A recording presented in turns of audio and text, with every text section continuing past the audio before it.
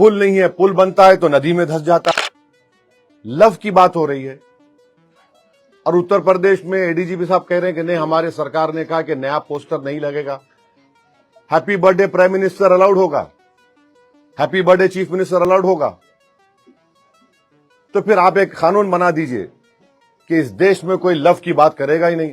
और सीमांचल की जनता ये जो तोहमत लगाई जा रही है उसका जवाब इस चुनाव में देगी बीजेपी के खिलाफ। दोनों ही मुसलसल नाइंसाफी के खिलाफ है। सीमांचल के दलित, मुस्लिम और दूसरे समुदाय के लोग हैं जिनकी प्रति व्यक्ति आय कम है। चुनाव है, इलेक्शन है, इलेक्शन में आप जीतने के लिए लड़ते हैं और जो आप तोड़ मोड़ कर पेश करना चाह रहे हैं, बराए मेहरबानी दिल्ली जाकर बैठिए घर में अपने। हम किस पस मंजर में बोले वो देखिए। क्या बोले हम? जो हमारी पार्टी से भाग गया, किसके पास भागा वो देख लीजिए।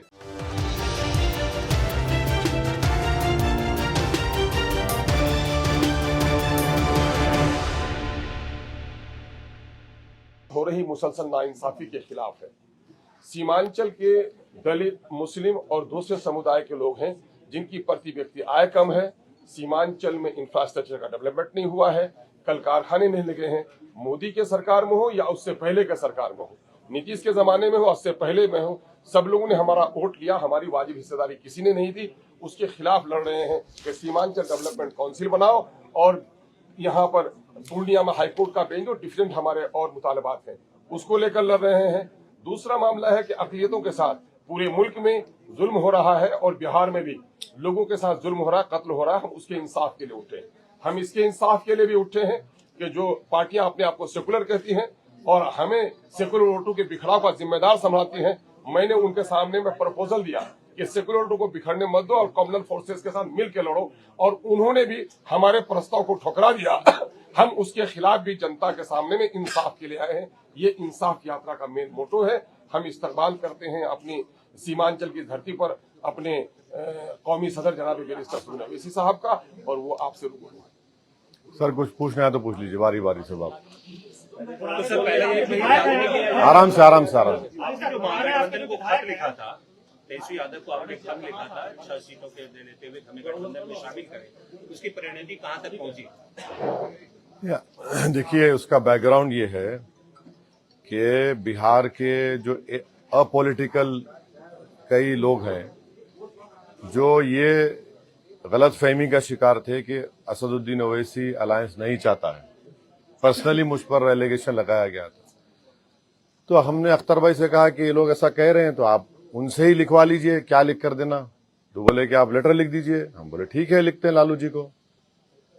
फिर उसके बाद लेटर लिख दिए। फिर बाद में उनके फर्जन ने कहा कि हमको नहीं मिला। हमको ताज्जुब हुआ क्योंकि पार्टी के फाउंडर वो हैं। हमने कहा ठीक है, उनको भी लिख दीजिए। उनको लिख दिए। तो ये तो मैसेज जा चुका है कि जो हम पे इल्जाम लगाते थे कि हम अलायंस नहीं चाहते या बातचीत नहीं करते, तो हमने कर दिया है। अब इनके ऊपर है मुनस्सिर, वो अपनी पार्टी का फैसला वो लेंगे, हम अपनी पार्टी का फैसला हम लेंगे। क्या कारण सर बहादुरगंज में आपने कहा एक के बाद ऐसा नहीं होगा। आपका एक बयान आया था कि जो आप दोस्ती के लिए बढ़ सकते हैं वो गेवा का भी हो सकता है। हाँ, तो बिल्कुल, जब दोस्ती का हाथ अख्तर उल ईमान ने आगे बढ़ाया है, अगर आप उसको कमजोरी की निशानी समझेंगे तो हमको तो हम पॉलिटिकल पार्टी है, चुनाव लड़ना पड़ेगा। जब चुनाव लड़ेंगे तो जीतने के लिए लड़ेंगे। हर पार्टी जीतने के लिए लड़ती है ना, दोस्ताना मुकाबला तो नहीं होता। तो मुकाबला होगा, जमहूरियत है, तो हम तो जीतने के लिए मुकाबला करेंगे। क्या कारण लग रहा है आपके मोहब्बत को कबूल नहीं कर रहे थे तेजस्वी? अरे भाई देखिए, मोहब्बत जो होती है ना, वो नौजवान लड़के लड़की में पिक्चरों में अच्छा लगता है। सियासत में एक तरफा मोहब्बत नहीं हो सकती है, तो नहीं होगी, होगी तो होगी। पुराने आपके जो विधायक हैं अगर घर वापसी करना चाहेंगे तो क्या उनका स्वागत करेंगे? हाँ, पुराने जो विधायक आपके जो चले गए हैं, देखिए वापसी करना चाहेंगे तो उसका क्या करना? आपको किसी ने बातचीत की क्या घर वापसी के लिए? नहीं, आपसे बातचीत की तो बता दीजिए हमारे अध्यक्ष जी को। होता है सर कभी यहाँ? हाँ, नहीं, अगर आपको बताया गया कि घर वापसी करना चाह रहे हैं, तौबा करना चाह रहे हैं, तो बता दीजिए, अख्तर भाई सोच लेंगे। ये जो पूछ चुके दोबारा मत पूछिए। बिहार के अंदर चुनाव लड़ेंगे। अब देखिए, जब लिस्ट आएगी तो इंशाल्लाह आपको पता चल जाएगा। चुनाव तो लड़ेंगे। सचिन पायलट का एक मिनट, हाँ, सचिन पायलट का बयान आया है कि असदुद्दीन ओवैसी को गठबंधन में लेना चाहिए। इसको आप कैसे देख रहे हैं?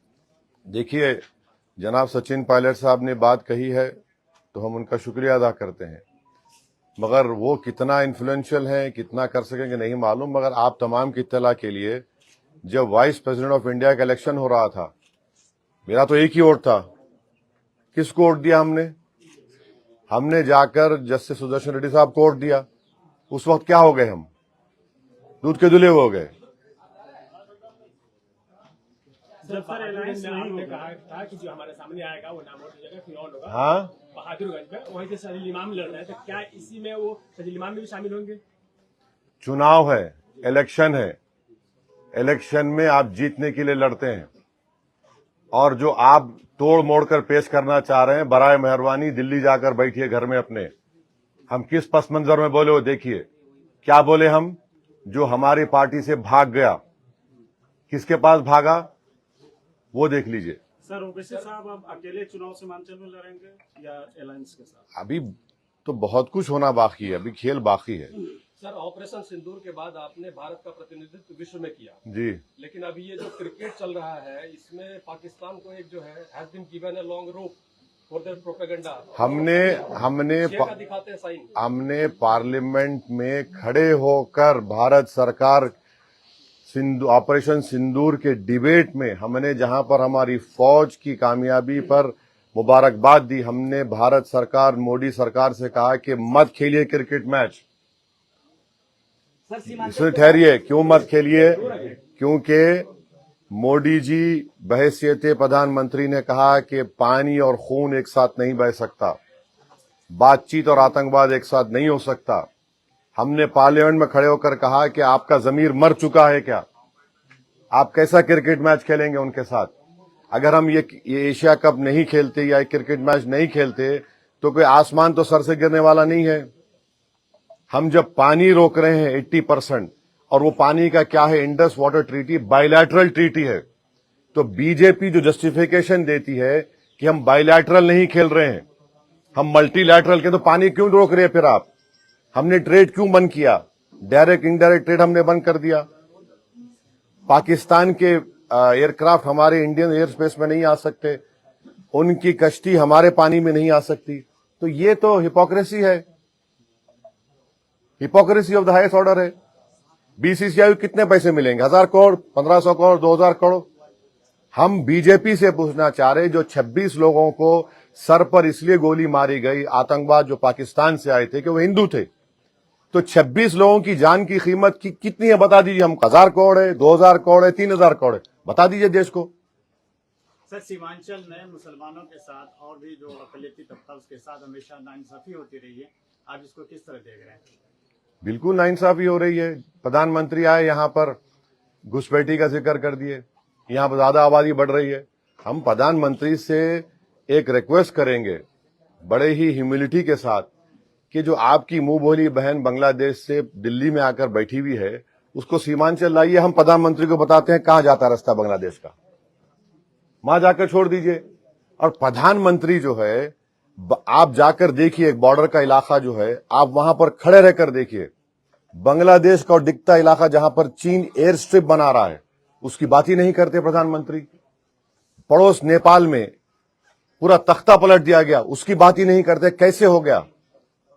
हमारे पड़ोस में 2 रेवोल्यूशंस आ गए, हमको पता ही नहीं है। मगर प्रधानमंत्री को लगता है कि यहां पर सीमांचल में घुसपैठी आ रहे हैं। 65 लाख नाम इलेक्शन कमीशन में जो भी रीजन था निकाल दिए, कौन सा घुसपैठी निकला उस बताओ।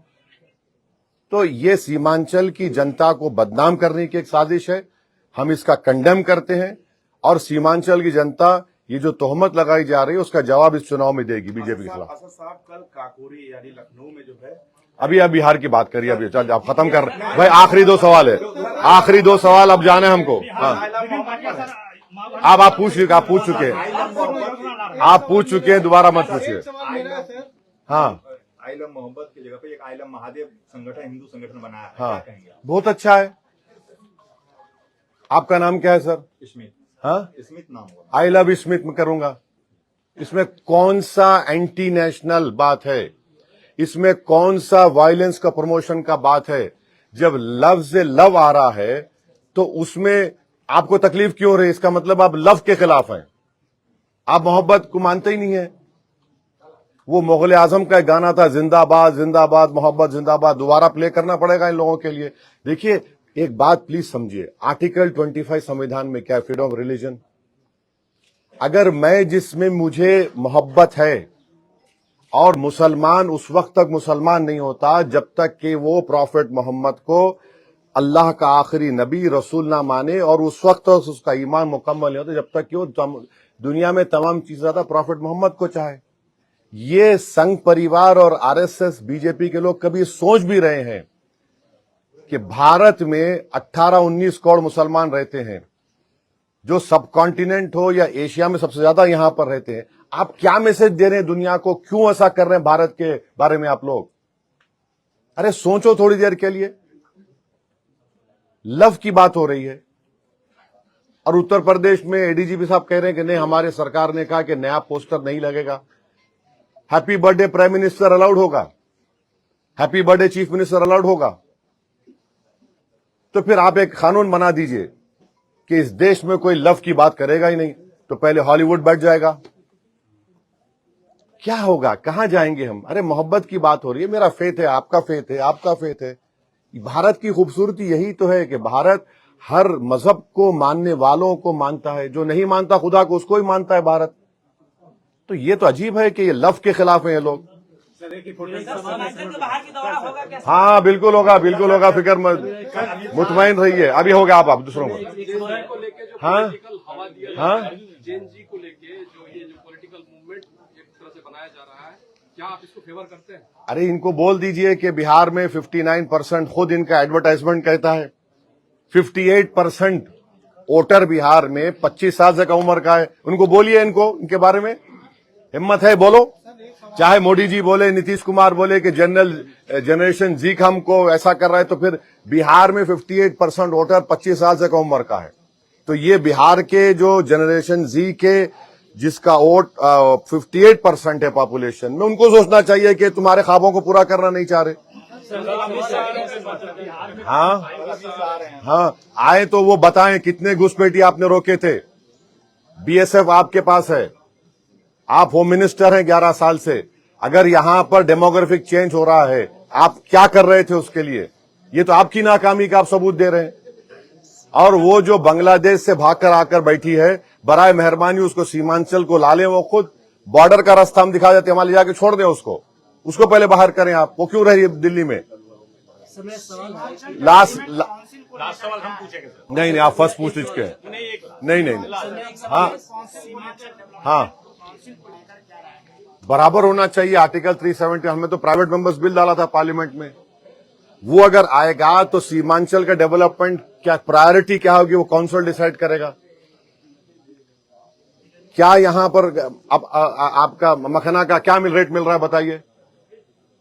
यहां पर मकई का मामला क्या रेट मिल रहा है बताइए? एम्स क्यों नहीं आता यहां पर? गाया में जो इंडस्ट्रियल पॉलिसी यहां पर क्यों नहीं आती?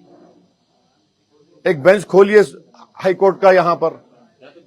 अरे एक बिल्कुल नहीं है, अहमदाबाद की हो गई।